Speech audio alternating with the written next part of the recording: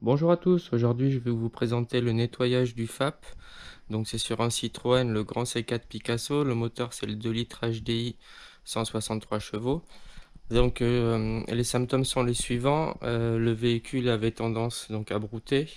Au niveau de la valise, on avait une charge de suie au niveau du filtre à particules à 76%. Donc j'ai essayé de faire une régénération forcée, ce qui n'a rien changé donc au problème de pourcentage de suie. Je vais donc démonter le FAP et donc ensuite le nettoyer. Bon, on se retrouve donc en dessous du véhicule. Donc le FAP, c'est cette partie-là de l'échappement. Donc dans un premier temps, pour le démontage du FAP, on va venir enlever les deux petites durites donc situées ici. Vous en avez une là et une juste en dessus. Donc il faut simplement une petite pince, venir enlever le collier, le retirer.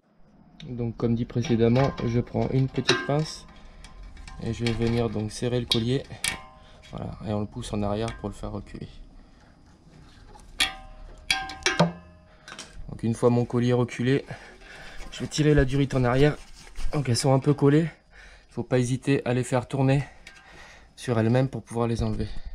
Donc au début, si la durite est trop collée, que vous avez du mal, ne pas hésiter à prendre un tournevis et donc pousser un peu la durite vers l'arrière. Ça permettra de le sortir tout simplement. Alors on remarque également que moi je me suis fait un petit repère. Donc sur la canalisation et sur la durite, sachant qu'il y a les deux durites qui arrivent à peu près au même endroit. Donc c'est pas pour pas se tromper au niveau du remontage. Voilà, donc ensuite une fois que je l'ai reculé un petit peu, donc avec le tournevis, il n'y a plus qu'à tirer dessus. Alors ça vient pas tout seul. Voilà, donc là, la première durite est déconnectée. On va maintenant déconnecter celle qui est en dessus. Donc c'est exactement le même principe. Je vous montre pas, on prend la pince, on recule le collier et on vient sortir la durite. Voilà, donc une fois mes deux durites supérieures déconnectées, je vais venir donc démonter le FAP. Alors pour le démontage du FAP, vous avez 4 vis. Il y en a une ici, la même de l'autre côté, et après vous avez les mêmes en haut, donc une ici et une de l'autre côté. Voilà, donc pour le desserrage des boulons, il faudra une douille de 13, et donc on va venir bloquer de l'autre côté avec une clé de 13. Donc dans un premier temps, ce qu'on fait, on desserre donc les 4 boulons. Alors ne pas hésiter à mettre du dégrippant. C'est des boulons d'échappement, donc ça a tendance à gripper.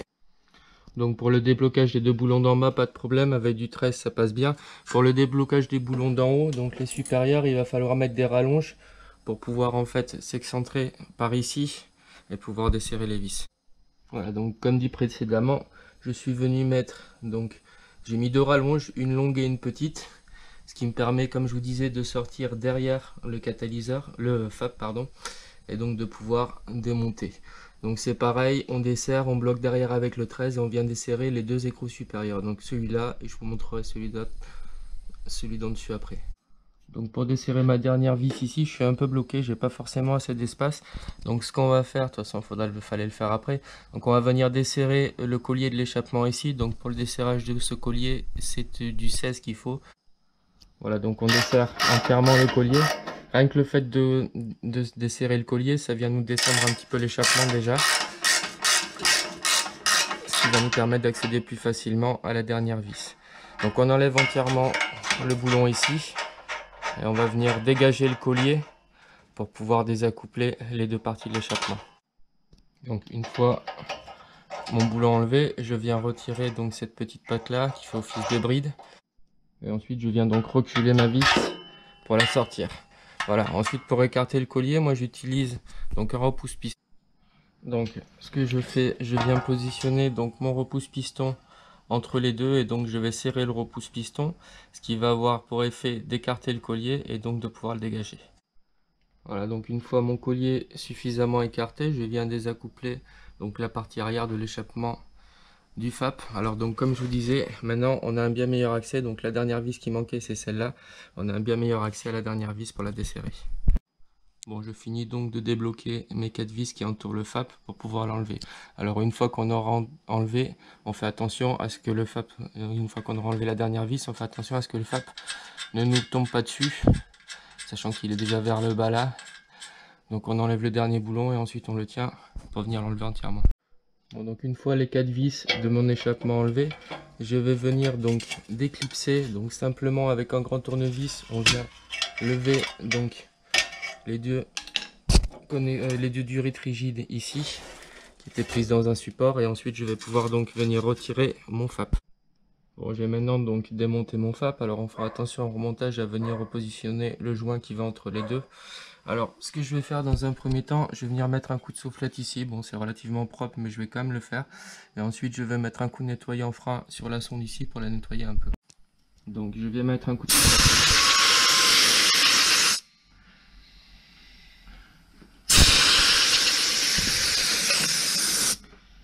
Bon, c'était quand même relativement sale.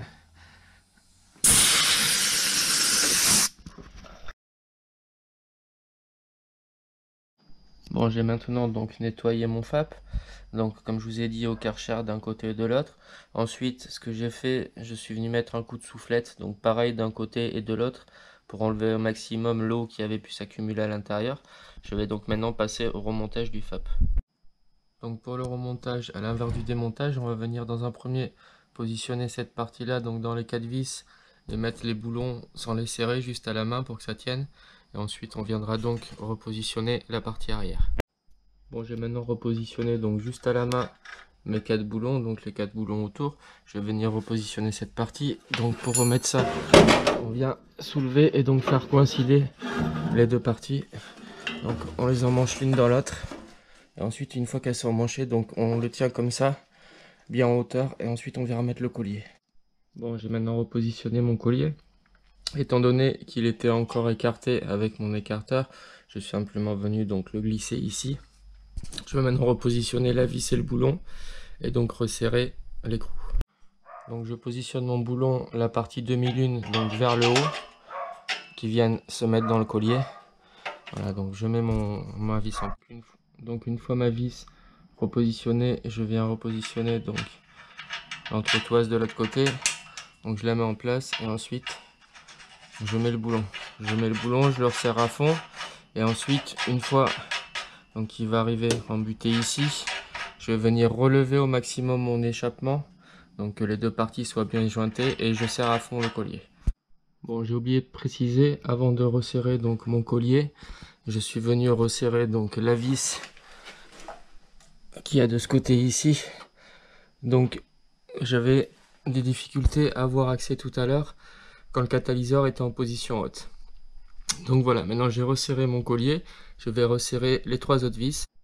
Donc une fois les boulons du FAP resserrés, je viens repositionner mes durites. Donc on va commencer par la supérieure, on vient remettre la supérieure. Donc on la met et ensuite donc on la pousse, on la met à l'intérieur et ensuite on vient remettre le collier. Et ensuite on fait la même chose pour celle d'en dessous. Bon, j'ai maintenant remonté mes 2 durites, alors on vient ensuite reclipser les pattes métalliques dans leur support. Voilà, donc là j'en ai terminé avec le remontage du FAP. Je vais maintenant passer à la valise et faire une régénération forcée du FAP, donc ce qui va me permettre de finir de nettoyer donc le FAP et l'opération sera terminée.